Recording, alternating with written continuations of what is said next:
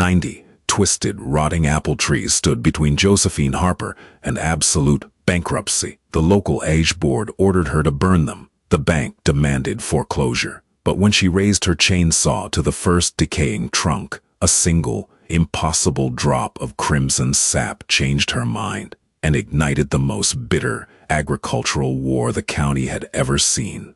The Fairweather tract sat on the shadowed side of the Yakima Valley, a 60-acre expanse of overgrown weeds and broken promises. When 32-year-old Josephine Harper inherited the property from her estranged uncle, Harrison Ford L., she didn't inherit a picturesque farm. She inherited $412,000 in debt, a rusted 1988 John Deere tractor, and the boneyard, a miserable 3-acre plot containing 90 of the most hideous apple trees nature had ever produced. They were gnarled, stooped things. Their trunks grew at violent, crooked angles, resembling arthritic hands reaching, clawing out of the dirt. The bark was peeling and scarred black by what everyone assumed was a catastrophic fungal infection. In a valley famous for its pristine, genetically perfected Honeycrisp and Gala Rose, the boneyard was an insult. It was a Tuesday morning when the vultures officially began to circle.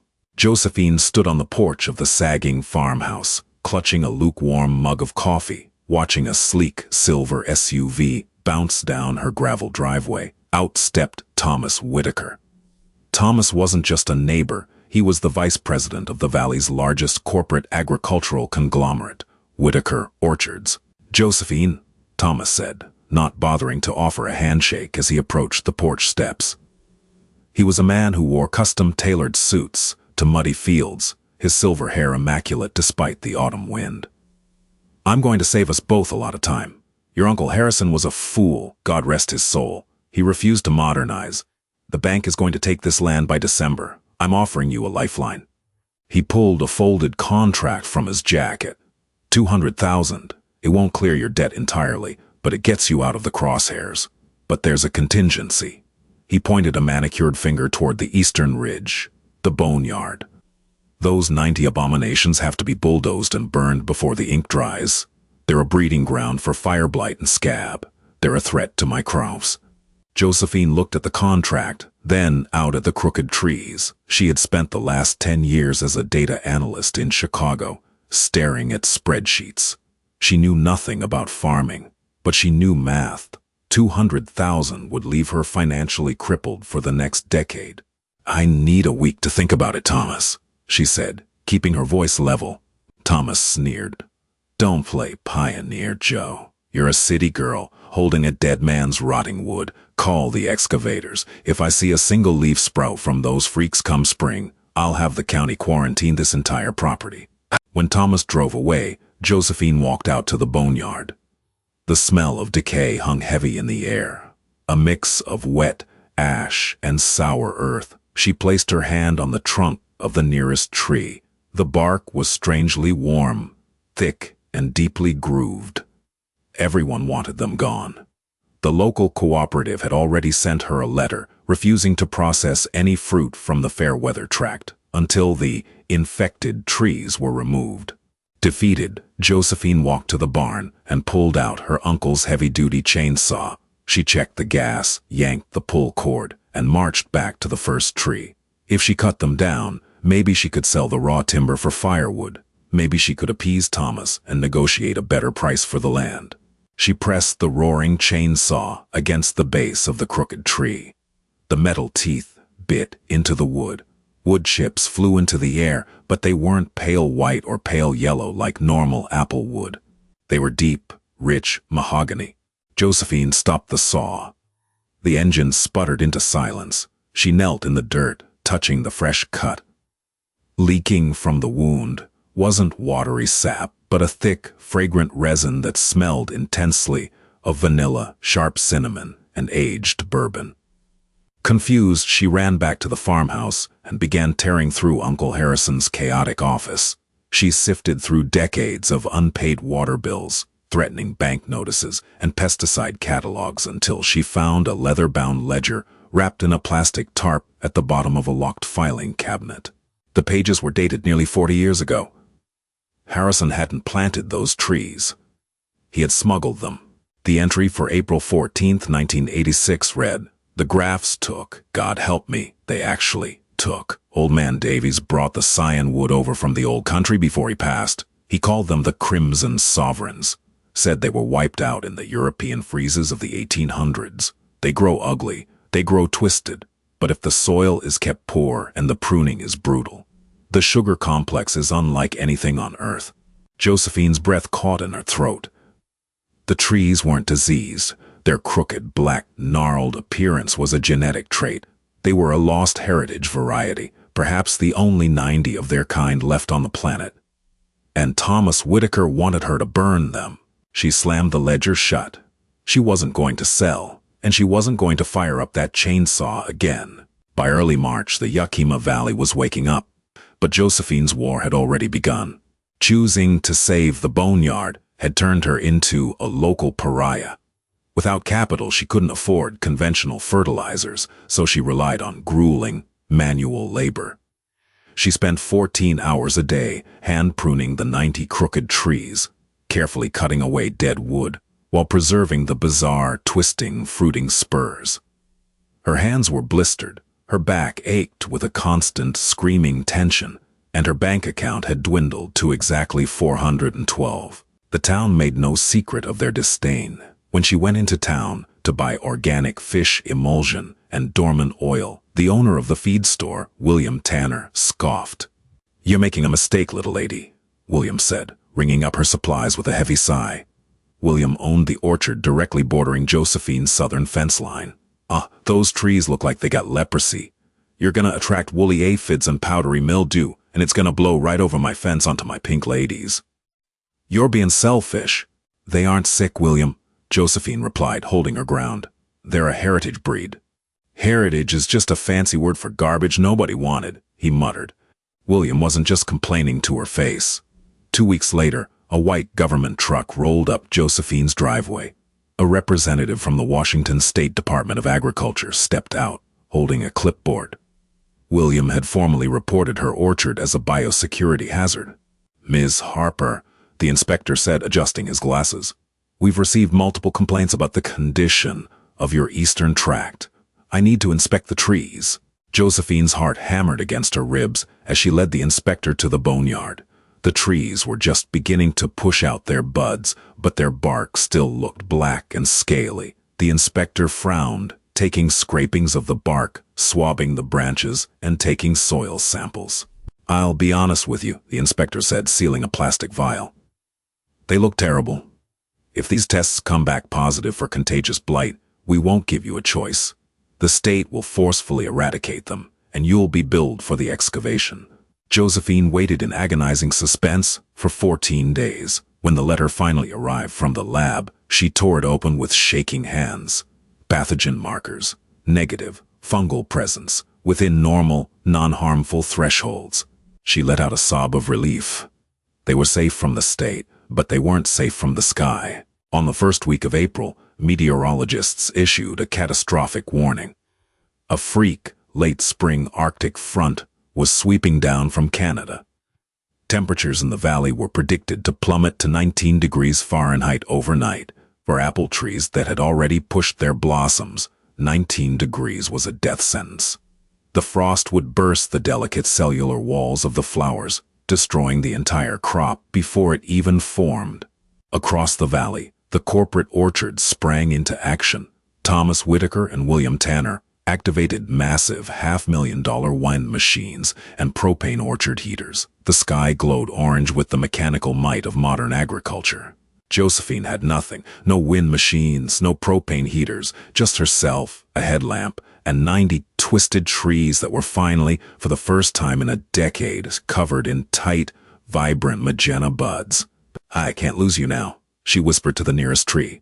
Desperation breeds invention. Josephine remembered an old, nearly obsolete method her grandfather had written about in the margins of his ledger. Smudge pots and water blankets. She spent the last of her cash on 30 rusty diesel smudge pots from a scrapyard and hundreds of feet of cheap agricultural misting hose. As the sun set and the temperature began its deadly freefall, Josephine went to work. The cold was violently sharp. By 11 p.m., her breath was pluming in thick white clouds. She ran frantically through the boneyard, lighting the smudge pots. Thick, heavy smoke began to roll through the crooked branches, creating an artificial cloud cover meant to trap the earth's radiant heat. But it wasn't enough. The thermometer nailed to the barn wall dropped to 24 degrees, then 22. She raced to the water pump. Using the misting hoses she had desperately strung up through the twisted canopies, she turned on the water. It sounded insane, spraying water on trees during a freeze. But as the water hit the branches and immediately froze into a clear layer of ice, it released a tiny amount of latent heat. As long as she kept the water running and freezing, the ice cocoon would insulate the delicate magenta blossoms at exactly 32 degrees, saving them from the fatal 19-degree air outside. It was a delicate, dangerous balance. If the pump failed, the trees would die.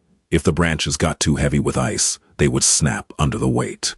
For 12 hours, Josephine didn't stop moving. She dragged fuel cans through the freezing mud, refilling the smudge pots, choking on the black smoke. She used a long wooden pole to gently knock excess ice off the heavier branches so they wouldn't break. Her boots were soaked and frozen solid. Her eyelashes were caked in frost. By 4 a.m., she was crying from sheer physical exhaustion, her tears freezing on her cheeks, but she kept pumping fuel. She kept knocking ice. At 6:15 a.m., the sun finally crested the eastern ridge, casting a pale, freezing light over the Yakima Valley. Josephine collapsed into the mud at the edge of the boneyard, her chest heaving, her hands black with soot and bleeding. The valley was silent. The corporate wind machines powered down. Slowly, Josephine forced herself to stand. She walked over to the first crimson sovereign tree. It was encased in a beautiful, glittering shell of clear ice. As the morning sun hit it, the ice began to melt, dripping away like liquid glass. Underneath, the thick, crooked branches hadn't snapped. Because of their bizarre, stooped architecture, they had borne the weight of the ice perfectly, and there, emerging from the melting frost, were the blossoms.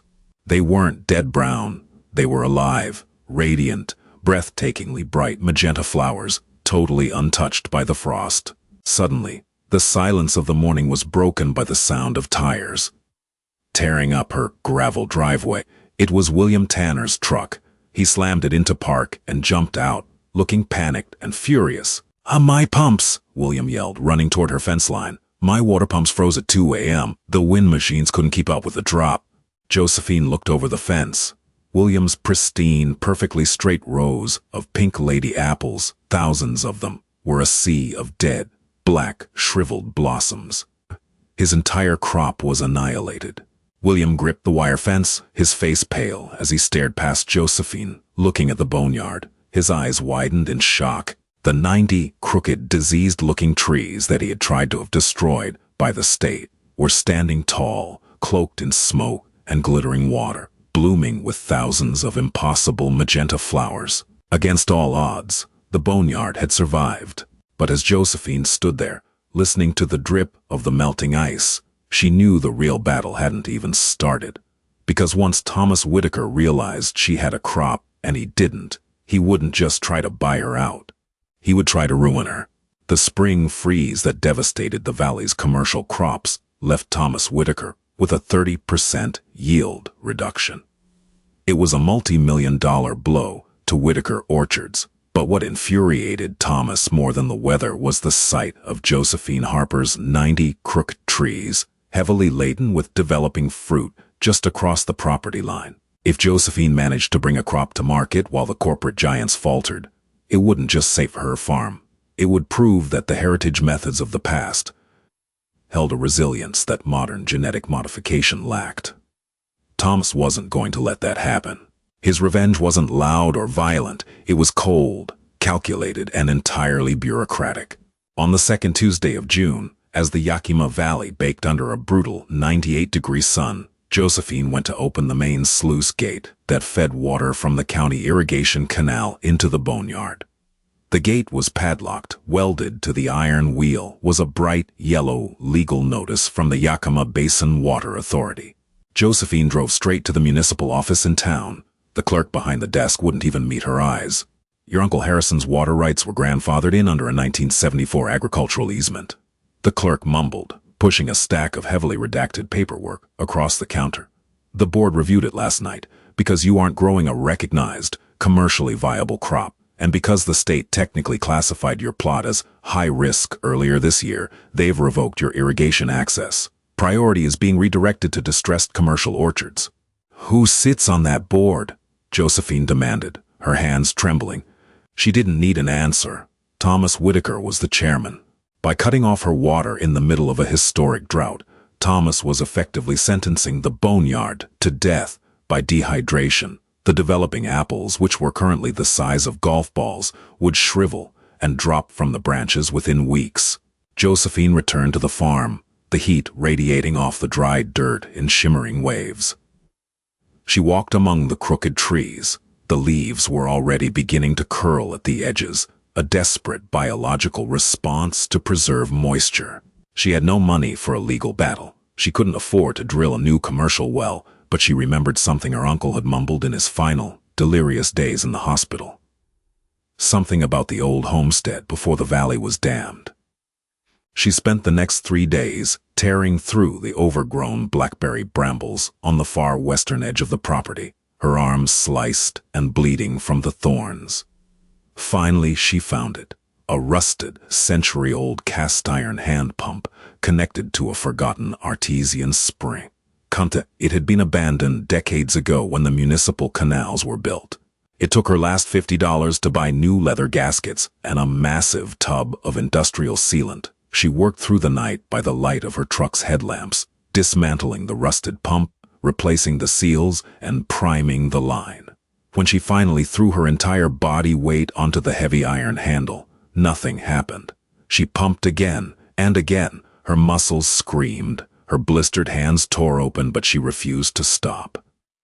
With a violent shudder and a sound like a dying beast, the iron pipe belched a cloud of red dust, followed by a thick sludge of brown mud. Then, a stream of ice-cold, crystal-clear water erupted from the spout. For the next 2 months, Josephine's life became a masterclass in grueling, punishing labor because she couldn't connect the artesian well to the modern irrigation drip lines. She had to water the 90 trees by hand. She bought 2 massive 100-gallon agricultural troughs, strapped them into the bed of her rusted John Deere, and drove back and forth across the property 14 times a day. She hauled buckets of water to each individual tree, pouring it slowly over their root zones to ensure deep soil penetration. She worked from dawn until midnight, losing 15 pounds, her skin tanned to leather by the relentless sun. By September, the harvest was ready, but the crimson sovereigns were not beautiful. In a market dominated by perfectly round, shiny, uniform red apples, the fruit of the boneyard looked like a mistake. The crimson sovereign profile, color, a dark bruised mahogany, almost bordering on black near the stem. Shape, lopsided, bumpy and irregular, with thick, rough, russeting patches on the skin. Size, dense and heavy, but barely larger than a baseball. Despite their hideous appearance, the scent rolling off the orchard was intoxicating. The air smelled of caramelized sugar, dark rum, and baked spices. Josephine picked the entire crop herself, carefully placing the strange, dark apples into wooden bins. She loaded a borrowed flatbed trailer and drove to the Yakima Fruit Growers Cooperative, the central packing and processing hub for the valley. She stood in the loading bay as the head buyer. A stern man named Robert inspected her bins. He picked up one of the dark, lopsided apples, sneered, and tossed it back into the pile. "I can't sell this, Josephine," Robert said flatly. "Consumers buy with their eyes. They want shiny and red. These look diseased. They look bruised. The best I can offer you is grinder pricing for industrial apple cider vinegar. 3 cents a pound." 3 cents? Josephine gasped. "That won't even cover the cost of the wooden bins. They are a heritage variety. Have you even tasted them?" "I don't need to taste them," Robert said, turning his back. "Thomas Whitaker sent over the board's memo this morning. We're not taking the risk of running unidentified, unregulated fruit through our sanitization lines. Take them to a pig farm." Josephine stood in the cavernous, echoing loading bay, staring at the literal fruits of her agonizing labor. The bank foreclosure was scheduled for November 1st. 3 cents a pound meant she would lose the farm. Thomas Whitaker had won. Despair is a quiet thing. It sat heavily in Josephine's chest as she drove her unsold crop back to the Fairweather tract. But as she parked the truck in front of the boneyard, she looked at the crooked trees. They had survived a freeze, a drought, and decades of neglect. They hadn't quit. Josephine walked into her house, opened her laptop, and completely abandoned the commercial agricultural market. If the corporate packers wanted shiny and tasteless, she would go to the people who cared about flavor. She researched the highest echelons of the culinary world. She needed someone with undeniable authority, someone whose palate could instantly override the bureaucratic gatekeeping of men like Thomas Whitaker. She found Rowan Jacobson. Jacobson was an acclaimed, real-world author, a James Beard Award-winning food writer, and arguably the most respected apple expert in North America. He had authored Apples of Uncommon Character and spent his life tracking down lost, extraordinary heritage breeds. He was currently in Seattle, hosting a private high-stakes culinary symposium for elite restaurateurs and boutique distributors at Canlis, one of the Pacific Northwest's most legendary fine dining establishments. Josephine didn't call ahead. She didn't have an invitation. She simply packed 3 dozen of her best, ugliest crimson sovereigns into a cooler, filled her gas tank with her last remaining dollars, and drove 3 hours over the Cascade Mountains to Seattle. She arrived at Canlis just as the afternoon symposium was breaking for a private tasting session. The valet looked at her muddy boots and faded jeans with extreme skepticism. Josephine ignored him, hauling her heavy cooler straight up the front steps and into the pristine glass-walled foyer. "Excuse me, ma'am, this is a private event," a sharply dressed floor manager said, stepping into her path. "I need to see Rowan Jacobson," Josephine said, her voice carrying an edge of desperation and absolute authority that only comes from someone with nothing left to lose. "Tell him I have a feral heritage breed from the Yakima Valley. Tell him it survived a 19-degree bloom freeze and drought conditions, and I believe it's a lost pre-Victorian scion." The manager was about to call security when a man stepped out from the main dining room. He had a keen, observant gaze and held a crystal cider glass. It was Jacobson himself. He had overheard her. "A 19-degree freeze?" Jacobson asked, raising an eyebrow. "That's biologically impossible for a domestic Malus domestica." "It's not impossible. I lived it," Josephine challenged. She popped the latch on the cooler. The moment the lid opened, the scent hit the lobby. It was a dense, physical aroma, sharp green acidity, wrapped in deep, dark molasses and vanilla.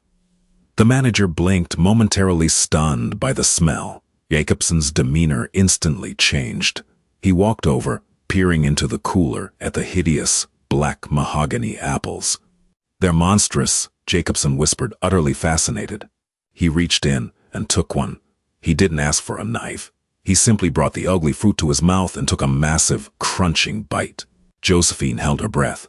Jacobson stopped chewing. He closed his eyes. The lobby went dead silent. For a long, agonizing 10 seconds, the famous food critic didn't move. When he finally opened his eyes, he looked directly at Josephine, his expression entirely stripped of its former casual curiosity. "The Brix count, the sugar level, has to be pushing 22%, which is absurd," Jacobson said, his voice hushed, almost reverent. "But the malic acid structure perfectly balances it. It tastes like aged cognac, tart cherry, and raw honey. Where did you find these?" "I own 90 trees. I call them the boneyard." Jacobson turned to the manager. "Bring Chef Brady and the buyers from Pike Place out here, right now. Cancel the next panel." Within 30 minutes, Josephine was standing in the center of the Canlis dining room, overlooking Lake Union. Surrounding her were executive chefs, boutique grocers, and elite fruit brokers. Jacobson was slicing the crimson sovereigns, passing pieces around on silver platters. The reaction was explosive. "The tannin structure is flawless," one chef murmured, examining the dense, golden flesh of the apple. "It doesn't oxidize. It's not turning brown. "I want 50 bins for my pastry program," a renowned baker demanded. "I'll take the entire yield for our exclusive cider fermentation," a high-end distributor countered. Before Josephine could even process what was happening, an impromptu bidding war erupted in the dining room. See, these people didn't care that the apples were ugly. In the high-end culinary world, the strange, rustic appearance was a badge of absolute authenticity. By 4 p.m., Josephine sat at a corner table with Jacobson and the head buyer for a national luxury grocery syndicate. They pushed a contract across the table. The terms of the agreement: price, $4.50 per pound, a 14,900% increase over the co-op's offer. Exclusivity, a 5-year locked contract for the entire yield of the 90 trees. Advance, a $300,000 cashier's check, issued immediately for farm capitalization. Josephine stared at the numbers. The tears she had held back during the freezing nights, the blistering drought and the crushing rejections finally spilled over. She signed her name. The news of the historic culinary contract hit the Yakima Valley like a bomb. 3 days later, Thomas Whitaker was sitting in his air-conditioned office when his assistant placed a copy of the Seattle Culinary Times on his desk. The front page featured a massive photo of Josephine Harper standing proudly in front of her crooked, black-barked trees, holding one of the ugly mahogany apples. The headline read, "The $1 Million Harvest, How One Woman Saved the Greatest Apple in America."